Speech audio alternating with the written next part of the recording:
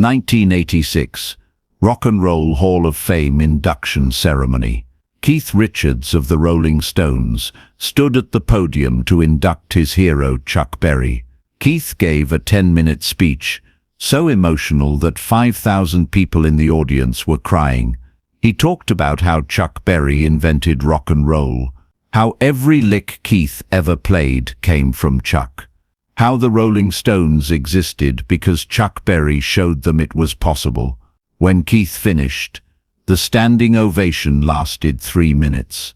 Then Chuck Berry walked on stage, shook Keith's hand for exactly 3 seconds, said, "Thank you," and walked off.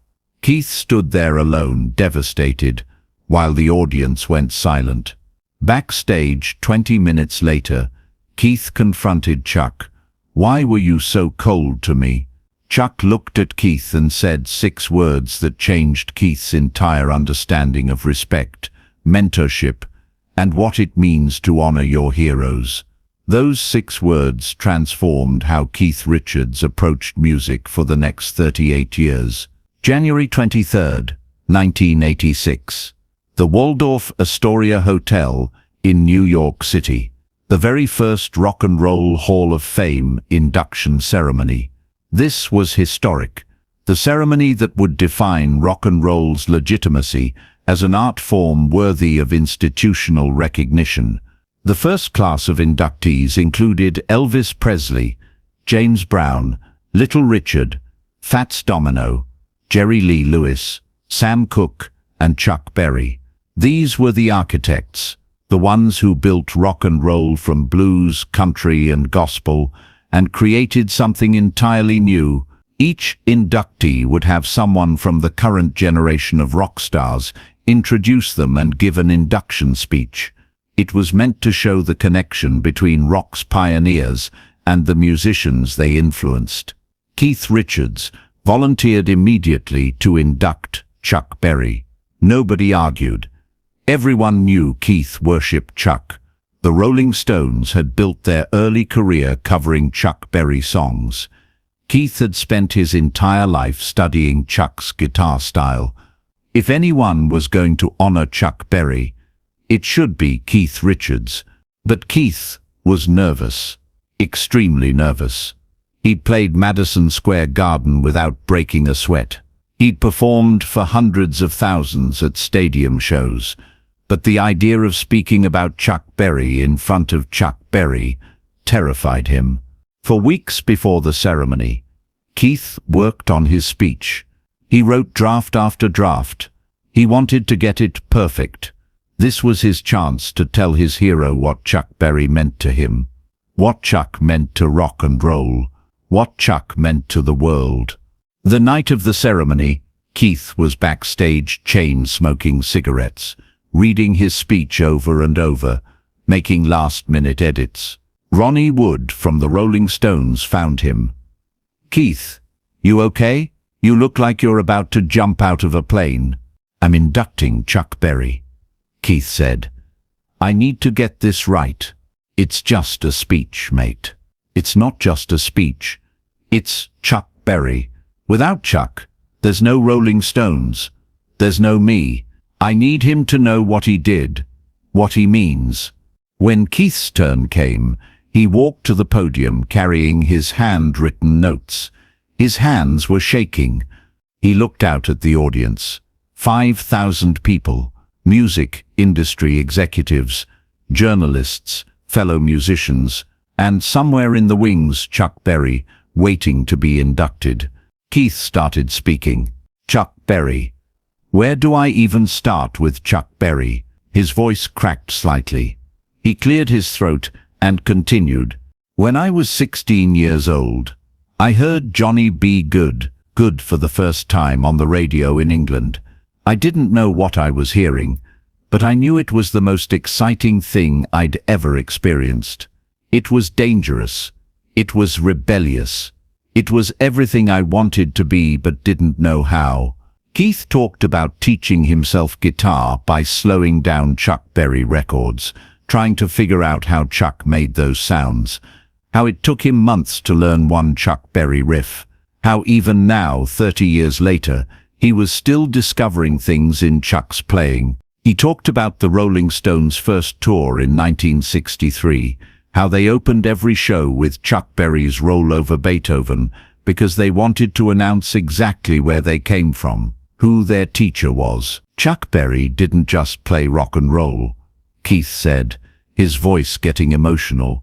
Chuck Berry invented the language we all speak. Every rock guitarist who's ever lived is speaking in Chuck Berry's language. We're just trying to say something new with the words he gave us. Keith talked about Chuck's lyrics, how they were poetry about cars and girls and teenage rebellion, but also about American dreams and working-class struggles and the joy and pain of being young.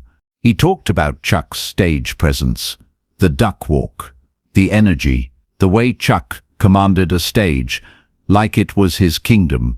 I've spent my entire life, Keith said, now openly emotional, trying to be 1/10 as good as Chuck Berry, trying to write one song as perfect as Maybelline or Memphis, Tennessee, trying to play one guitar solo as economical and devastating as what Chuck does in his sleep. Keith paused, looking at his notes, then looking back up at the audience.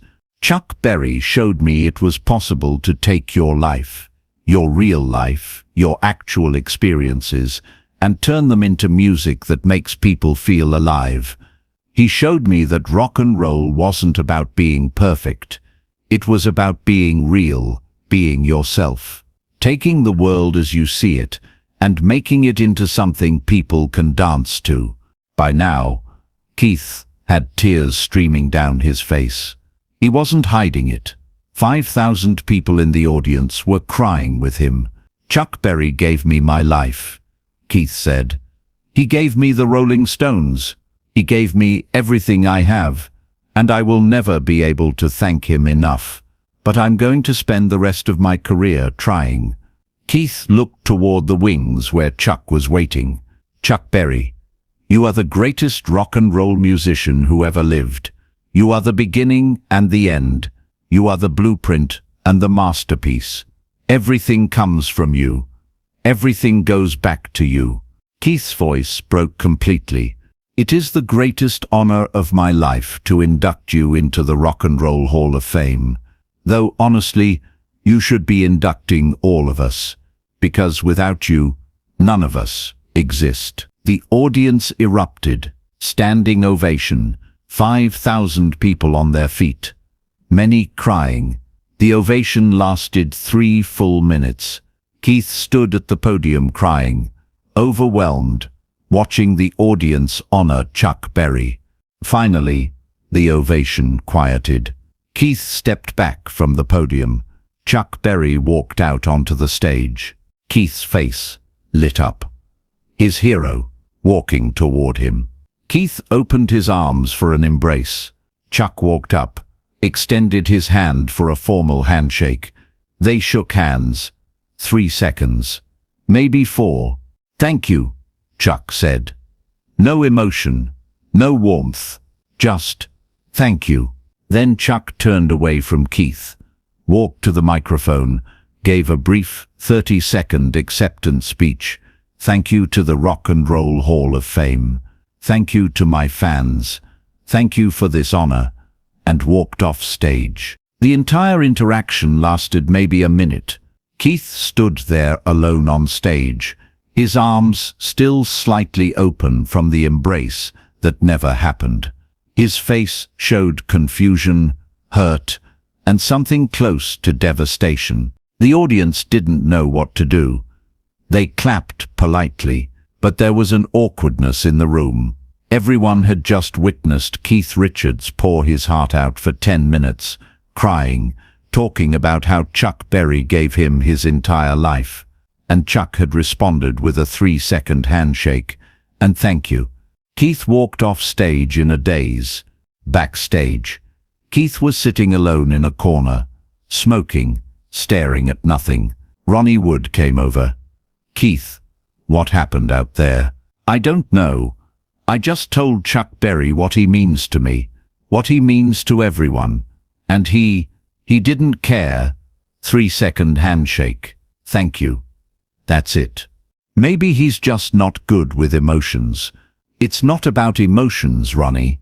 I just worshipped him in front of 5,000 people, and he walked away like I was nobody. Keith sat there for 20 minutes, smoking, replaying the moment in his head, the speech he'd worked on for weeks, the tears, the standing ovation, and Chuck's cold response. Finally, Keith couldn't take it anymore. He stood up. Where's Chuck? He found Chuck Berry in his dressing room, packing up his guitar. Keith knocked on the door. Chuck, can I talk to you? Chuck looked up. Sure, come in. Keith walked in, trying to keep his composure. Chuck, I need to ask you something. Why were you so cold to me out there? Chuck put down his guitar, looked at Keith for a long moment. You think I was cold to you? I just gave a 10-minute speech about how you're my hero, how you gave me my life, and you shook my hand for 3 seconds and walked off. Chuck nodded slowly. Yeah, I did. Why? Did I say something wrong? Did I offend you? Chuck sat down, gestured for Keith to sit. Keith, how long have you been playing guitar? Since I was 16, 30 years. 30 years you've been playing my style, my riffs, my songs. Yes, because you're the master. You're the one who... Chuck held up his hand. Stop. Keith stopped. Chuck looked at him directly. Keith, you want to honor me? Of course. Then stop worshipping me. Be Keith Richards. 6 words. Stop worshipping me. Be Keith Richards. Keith sat there, stunned. Chuck continued. You stood up there and told 5,000 people that you've spent 30 years trying to be me, trying to play like me, trying to write songs like me. You said your greatest achievement was getting close to being 1/10 as good as me. Because it's true. No, Chuck said firmly. It's not true, and it's insulting. Insulting? To who? To you, to your talent, to what you've accomplished. Chuck leaned forward. Keith, I gave you some tools, some guitar techniques, some song structures, but the Rolling Stones? That's not me. That's you. Satisfactions. I didn't write that. You did. Well, you and Mick. Your stage presence, your style, your sound. That's not Chuck Berry. That's Keith Richards. Keith opened his mouth to argue, but Chuck kept going. When you stand on stage and cry and say you're trying to be me, you're lying to yourself. You're not trying to be me. You became Keith Richards. You took what I gave you, and you made it into something completely different, something that's yours.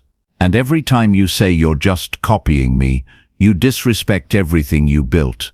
Chuck's voice got harder. I don't need you to worship me. I don't need you to spend 10 minutes crying about how great I am. You want to honor me? Stop acting like you owe me your existence. Stop acting like you're my shadow. Stop worshipping me and be Keith Richards. That's the highest honor you can give me. Becoming yourself. Keith sat there, everything shifting in his head. But Chuck, you're my hero. I know I'm your hero. But heroes aren't meant to be worshipped. Heroes are meant to be surpassed. You think I want you spending your whole life trying to play like me? No. I want you to take what I showed you and do something I never could. That's respect. That's honor. Not standing on stage crying about how you'll never be as good as me. Chuck stood up, grabbed his guitar case. The 3-second handshake, that wasn't because I don't appreciate what you said. It was because I was rejecting your worship. I don't want it. I want you to play Satisfaction and know that's all yours. I want you to know the Rolling Stones exist because of Keith Richards, not because of Chuck Berry. He walked to the door, then turned back. You gave me 10 minutes of worship tonight. I'm giving you the rest of your career of freedom. Stop worshipping me. Be Keith Richards. Chuck left. Keith sat alone in that dressing room for an hour. In interviews years later, Keith talked about that night constantly. He called it one of the most important moments of his life. Chuck was right, Keith said in a 2004 interview. I'd been so focused on honoring him that I'd been dishonoring myself. I'd spent 30 years thinking of myself as Chuck Berry's student. And Chuck was telling me, graduate, become the teacher, become yourself. Keith said the 6 words, stop worshipping me. Be Keith Richards changed how he approached music. After that night, I stopped trying to play Chuck Berry riffs perfectly. I started playing Keith Richards riffs. I stopped asking, what would Chuck do? And started asking, what would I do? And the music got better. The Rolling Stones got better. Because I finally gave myself permission to be me, instead of being Chuck Berry's shadow. In 2008, Keith was asked about the coldness of Chuck's handshake at the Hall of Fame. That wasn't coldness, Keith said. That was tough love. Chuck saw me worshipping him and knew it was killing my growth. So he rejected the worship, not because he didn't appreciate it, but because he knew I needed to stop seeing myself as his inferior. The 3-second handshake was him saying, you're not my student anymore, you're my colleague. Now act like it. Keith said he wished he could thank Chuck for that moment, for having the strength to reject worship when worship would have been easier to accept. Chuck Berry died in 2017. At the memorial service, Keith spoke. He told the story of the Hall of Fame induction, the 10-minute speech, the 3-second handshake, and the 6 words backstage that changed his life. Chuck Berry gave me more than guitar lessons, Keith said. He gave me permission to become myself, and that's the greatest gift one musician can give another. The lesson from that night in 1986 isn't just about Keith Richards and Chuck Berry. It's about the difference between worship and respect. Worship keeps you inferior. Respect drives you to grow. Chuck Berry understood that the highest honor you can give your hero isn't endless praise. It's becoming so completely yourself that you transcend the need to imitate them. Keith Richards spent 30 years trying to be Chuck Berry. Chuck Berry spent 3 seconds rejecting that goal and 6 words teaching Keith that his mission was to be Keith Richards. If this story about heroes, mentorship and becoming yourself moves you, subscribe and share with someone who's stuck worshipping their hero instead of becoming themselves. Comment about a moment when tough love taught you more than praise ever could. And remember, your heroes don't want your worship. They want you to take what they gave you and become someone they could never be. That's the real honor. Stop worshipping me. Be Keith Richards.